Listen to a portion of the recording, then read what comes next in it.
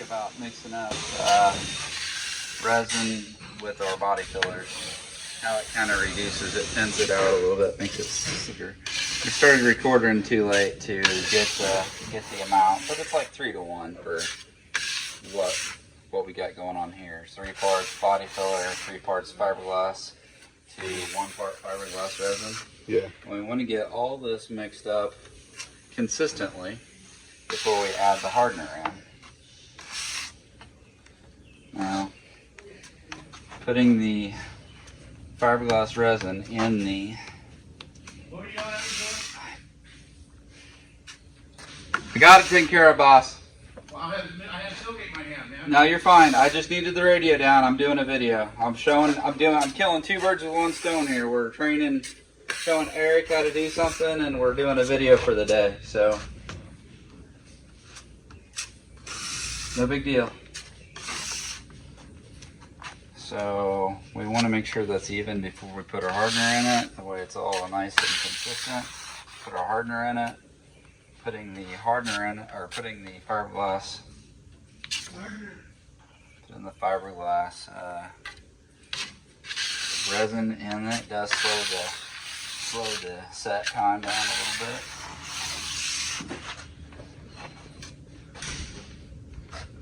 But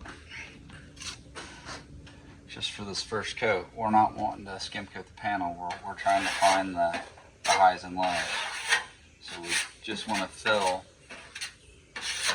just the low spot. We don't really want to skim coat the panel yet. We just want to find the low spots. Anytime you put the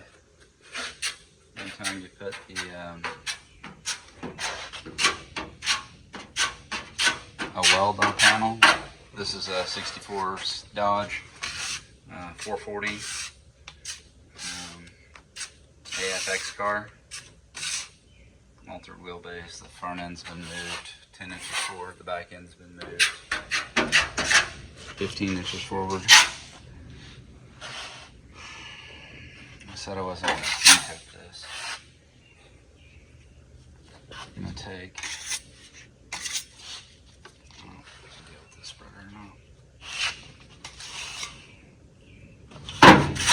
Some of our best videos have been mud spreading videos.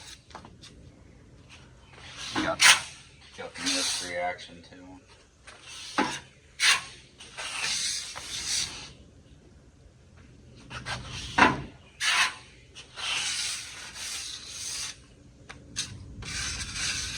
I just want you to know you're sure I'm making it look real easy.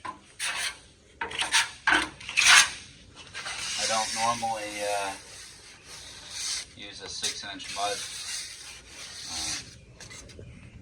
like drywall spreader for this. I normally do a 4-inch one, and it's a little bit more flexible, so I can bend it. I don't think I'm going to be able to show you the bendy stuff today because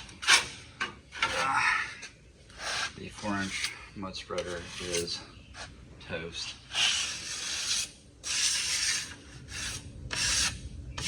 This also shows you how much ground you can cover really quickly. I'm going to take this and I'm going to drag it out. We're going to drag it, that's the low spot right there. We're dragging it up into the low. Not really skim coating the whole panel, just dragging it up into the low. I don't want to skim coat the whole panel with this one. I want to leave some metal.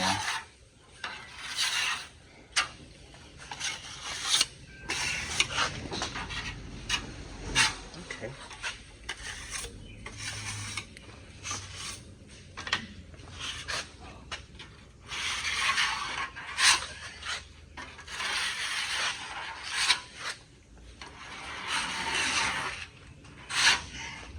We talked about paddle marks before in the past.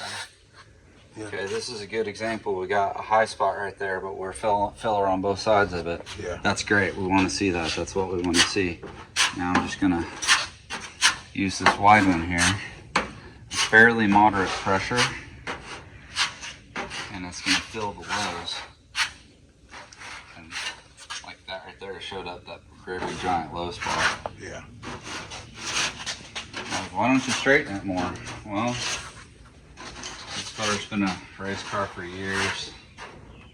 It's not a showpiece.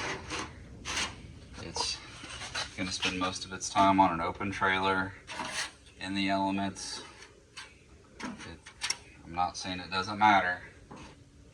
I hate it when people think, oh, it doesn't matter, you're not gonna see it anyway. But as far as what the industry would call this one, we would call this one a cave and pave. And the material that we're putting in here is way better than the material we took out. The welds that we fixed are way better than the welds that are here. So there's just some cars that don't need $20,000 worth of door gaps and $70,000 paint jobs, and this car does not need a $20,000 worth of gap work or a $70,000 paint job. This needs to be slick and shiny as it's going down the racetrack. We're starting to set up a little bit. I'm gonna try to put this in that low spot right there.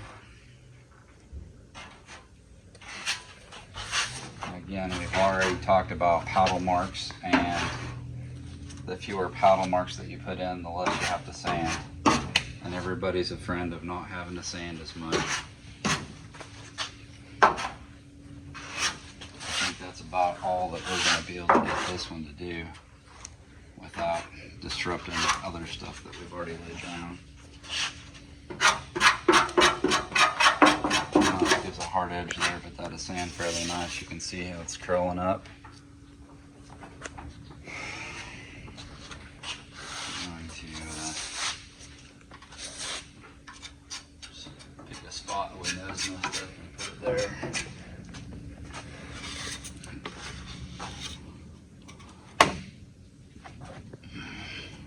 Another weld spot. It's very important to have your first coat of glass be on over the welds. Yeah.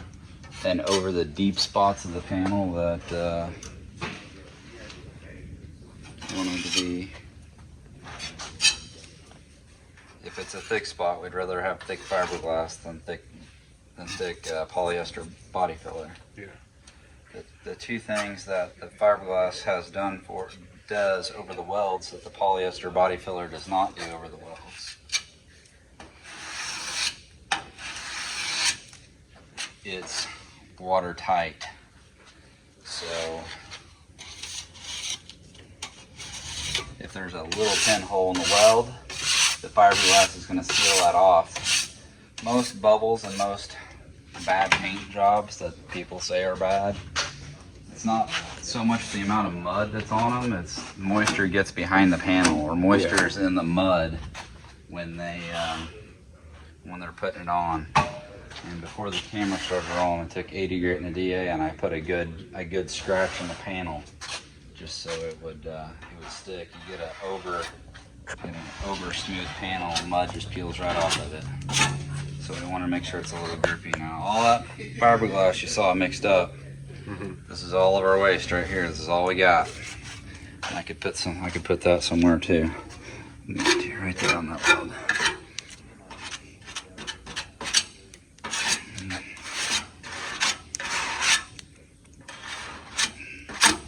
And that is how we go fast and not have waste.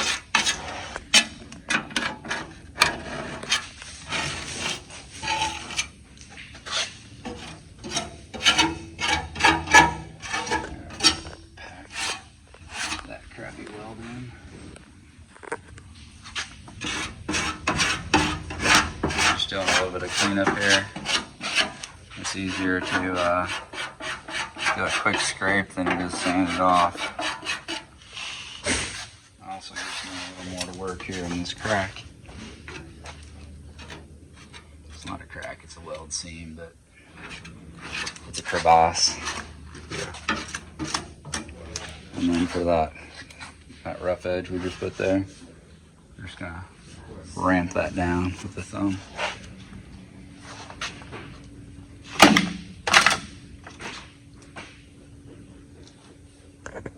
Okay.